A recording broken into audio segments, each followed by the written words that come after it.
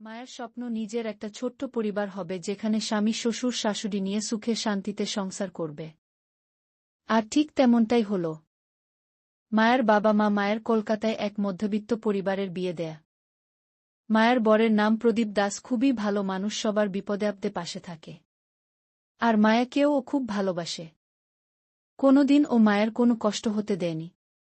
মায়ের পরিবারে ছিল ওর স্বামী, শ্বশুর, শাশুড়ি, বর, ভাসুর আর বরজা।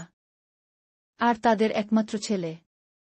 সংসার বেশ চলছিল। তারপরে সময়ের তালে তালে কিছু বছরের মধ্যে মায়ের দুটো বাচ্চার জন্ম দিল, প্রথমে একটা ছেলে আর তারপরে একটা মেয়ে। 2 বছর হচ্ছে মায়ের বরজা আর বর ভাসুর আলাদা হয়ে গেছে। মায়ে কিছুতেই আটকাতে পারেনি সংসার ভাঙার হাত থেকে। ওরা আর জয়েন্ট ফ্যামিলিতে একসাথে থাকতে পারছিল না, তাই নিজেদের মতন নিজেরা আলাদা ঘর দেখে আছে। ওরা যখন চলে যাচ্ছিল মায়ের খুব কষ্ট হচ্ছিল, সংসারের একটা অংশ যেন ঘর থেকে চলে যাচ্ছে। তারপরে কিছুদিনের মধ্যেই একটা দুঃখজনক ঘটনা ঘটল। মায়ের শ্বশুর আর এই পৃথিবীতে নেই, এই খবরে মায়া, প্রদীপ আর মেনকা দেবী তিনজনেই খুব ভেঙে পড়েছিল।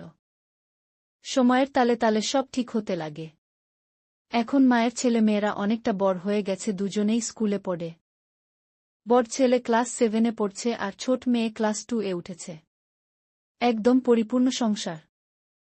প্রদীপ স্কুল শিক্ষক, বাংলা পড়াত, ভালোই মাইনে পেত, তাতে ওদের সংসার বেশ ভালোভাবে চলে যেত।